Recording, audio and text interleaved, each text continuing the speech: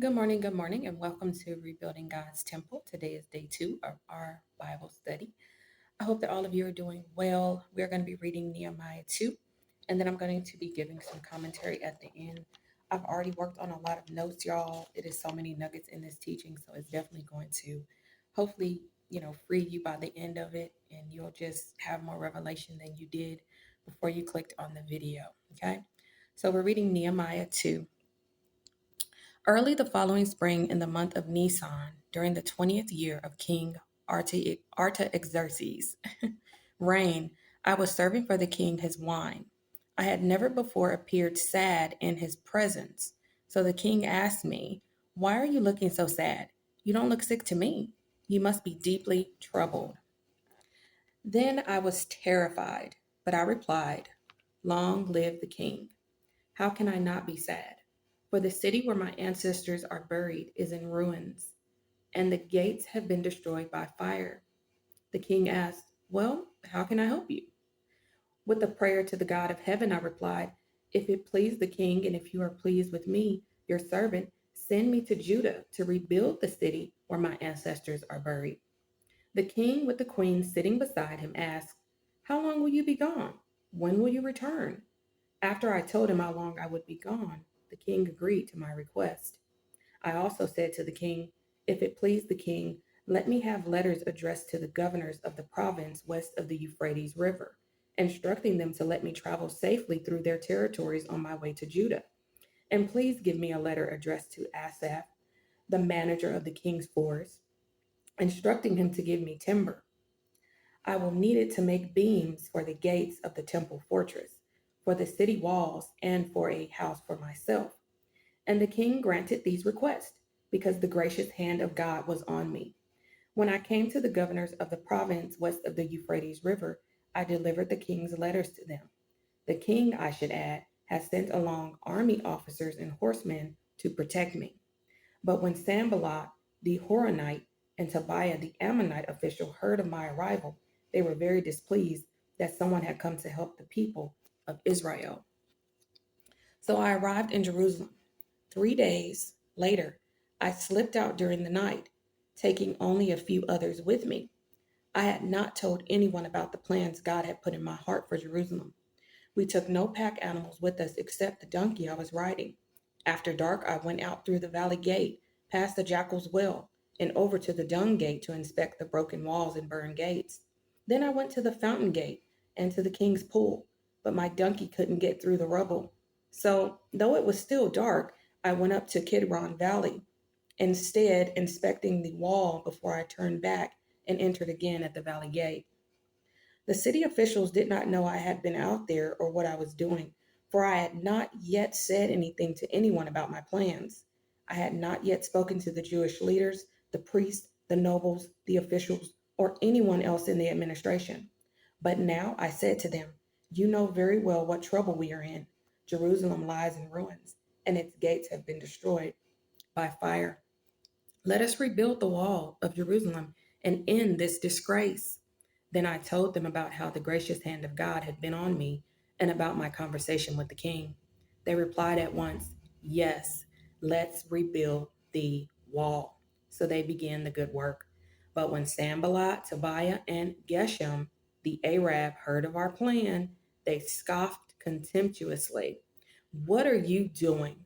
Are you rebelling against the king?" they asked. I replied, "The God of heaven will help us succeed.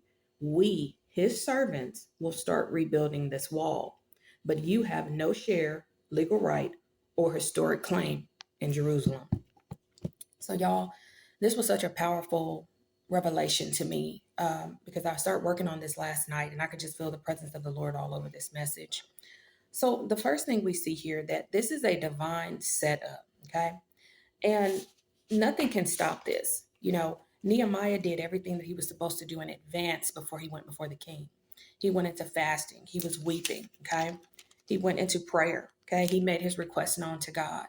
So Nehemiah is showing us what needs to be done when we go before the Lord, okay? We need to go before him humbly, okay? We need to go before him repentant because he also repented and he said his family had sinned, okay? And then he understood why everything was happening the way it was. It says here, we're going back to 1. He said, verse 7, Nehemiah 1, we have sinned terribly by not obeying the commands, decrees, and regulations that you gave us through your servant Moses. Okay? So there is no protection here, y'all. So this is a divine setup that the enemy cannot detect, interrupt, or stop. Okay. So the first thing we see is that Nehemiah goes before the king, but he does not go alone. And these are my notes, y'all. Okay. God is going with Nehemiah. So oftentimes when we're going before someone of authority, right, you need to let them know about something that's happening, or there's something that you suspect, or you need to report something, right? You may be a little intimidated because you're like, oh my gosh, this person is of a certain authority, they're a leader, right? But Nehemiah knew God is above all. God is ruler over all, master over all. And so he didn't go alone. God was with him. He came in fear, okay? He came in prayer, and God's presence was with him, okay? So Nehemiah says here, make sure, verse 2, yes, he says, then I was terrified. Okay, so he was in fear, he was fearful. Even though God was with him, our human emotions can still rise up, so that is a normal emotion. Okay, so the king recognized his countenance had fallen and something was troubling Nehemiah. Okay, so we can see here that God already answered the prayer, because he prayed for God to put into his heart to be kind to me. Okay. And so when he was even concerned about Nehemiah, that showed you, well, you never cared. So he prayed for him to be kind. So that means this king was not kind. Okay. And so uh, he was concerned about Nehemiah. And of course, Nehemiah's requests were made known. Nehemiah wanted to know if he could go back to Judah to rebuild the city wall. Now, remember, the king had already basically made the proclamation, the mandate, the law, that that wall could not be rebuilt. Okay. But again, God is even above laws that have been put in place by man. Okay. And then the second thing we notice here is that Nehemiah covers every ground, because wisdom is part of obedience. So Nehemiah understands, okay, he's given me permission to go ahead and go and rebuild the wall. Boom. He's been kind to me. Boom. My prayers are being answered. God is with me. I can see this. So let me take it a step further, because I need to cover every territory, right? So he asked for letters. Okay. So when God, well, hold on, y'all. So he asked for letters, because I wrote these notes here. He asked for letters, and he says, if it pleases the king, let me have letters addressed to the governors, okay, of the province west of Euphrates River, instructing them to let me travel safely through their territories on my way of Judah. So he's asking for all these letters. And then on top of that, it says here, the king granted his request, okay? But not only that, the king also sent along army officers and horsemen to protect him. So there's that additional favor. He's also going to be protected. He has everything he needs to go forward. Okay. And so we see here that when God sends you, he provides for you. When God appoints you, he equips you. When God calls you, he funds the assignment. So everything Nehemiah needed to get this job done is going to get done, because he also asked for timber, right? He asked for everything he needed to get that gate back up, okay? To build that wall back up, and everything was granted to him. So Nehemiah is strategically planning here. He's a wise man. Okay. You make your request known to God, but you also need wisdom to fulfill the assignment, because as we can see, there's going to be opposition that rises up. Okay. So we are introduced to enemies shortly after all of the requests are granted. It says here, verse 10, but when Sanballat the Horonite and Tobiah the Ammonite official heard of my arrival, they were very displeased that someone had come to help the people of Israel. Okay. So there's always that opposition to what it is that God is going to have you to do. There's always opposition when you are setting goals for yourself, when you're planning something, when you have made it up in your mind, I am going to get this done. There is nothing that's going to stop me. Opposition will arise. Okay. So the enemies did rise up when Nehemiah made the official plans to rebuild the wall. However, they didn't know what God had already done. Okay. So the enemies didn't know before they even knew about him coming. Nehemiah had already gone before God. Nehemiah had already gone before the king. Okay. Nehemiah had already made his request. He already went into fasting. He already was weeping, right? He was already doing what needed to be done behind the scenes. Okay. And so I wrote quite a few notes, y'all. So the enemies we see here, they assume that Nehemiah is breaking the law by rebuilding the wall. And so we're introduced to another enemy here, because at first it was just Sanballat and Tobiah. Yes. And then we also see there's a new enemy, Geshem, and he is the Arab. Okay. So he also heard of their plans and they scoffed contemptuously. What are you doing? Are you rebelling against the king? They asked. And so the enemies don't know, like I said before, what Nehemiah already done. They're still thinking, uh, there's a law in place and this wall cannot be rebuilt. And see, the revelation that came to me is the enemy operates according to the law. Okay. If he can get it in the law, so if he can, like, what came to me yesterday was Daniel. When Daniel would pray 3 times a day, his enemies needed a law in place so that way they could catch him, so that way they could trap him, and then he would be found guilty.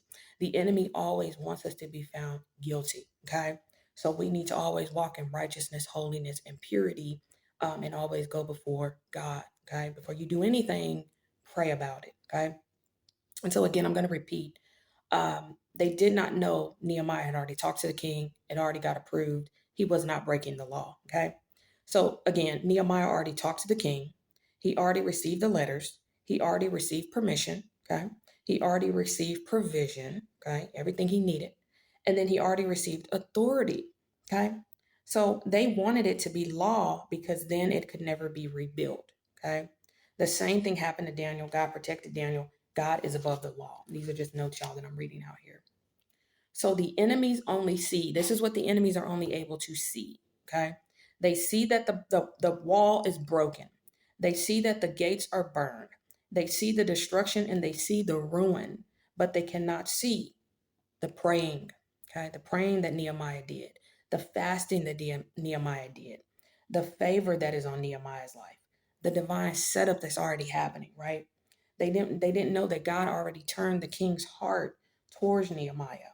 The letters that have already been signed, sealed, and delivered, the provision that was already released. There was nothing that the enemies could do, and Nehemiah knew it. God is with me, and if God is for me, who can be against me? However, the weapons will form, but they will not prosper. Okay. So, and here's what I love about Nehemiah also. Them enemies just yapping. You know how they do. Just yapping, trying to distract you, trying to get you off the wall, trying to get you to stop building, to stop doing what God has called you to do. That's what enemies are there for. Okay. They're there to uh, make it to where what they're saying about you is true. They want to provoke you. They want to taunt you. They want to bully you. They want to get you out of your peaceful place. And now you're in your flesh. And now they're going to point the finger and say, aha, aha, we got you. See, she's not so this, or he's not so much that. This is how the enemy operates, y'all. And so here's how Nehemiah replied to them when they're talking about, what are you doing? Are you rebelling against the king? They asked. And so he replied, the God of heaven will help us succeed. We, his servants, will start rebuilding this wall. But you have no share, no legal right, or historic claim in Jerusalem. He didn't waste his time. He didn't go into explaining to them, oh, well, I already prayed. I was fasting. I was weeping before the Lord. I repented of my sins. I already went before the king. I got all these letters, right? Nehemiah didn't do that. He didn't explain himself. Instead, he was focused on rebuilding the wall. And that concludes the teaching today, y'all. And I pray that it's a blessing to you. Be about the Father's business. Keep rebuilding the wall. Keep praying, keep fasting, keep interceding, keep standing in the gap. Don't stop praying for your enemies. Be about the Father's business. Repent of your sins. Do what you have to do to be in right standing with God so he can use you effectively for the kingdom, just like he used Nehemiah. There's a process to this. There's steps that you have to do to be in the right heart posture with God. You have to be humble. Okay. And God is going to use you just like he used Nehemiah. If you are still here, he has need of you. So be a vessel of righteousness and not a vessel of unrighteousness, like these enemies that Nehemiah is faced with, Nehemiah and the people. Okay. So God bless each and every one of you. And I'll see you tomorrow, day 3.